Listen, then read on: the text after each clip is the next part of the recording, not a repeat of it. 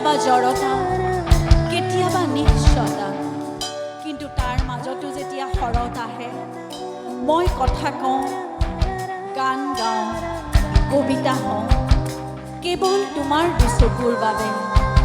মই কেতিয়াবা কথা কওঁ, গান গাওঁ, কবিতা হওঁ, কেৱল তোমাৰ দুচকুৰ বাবে।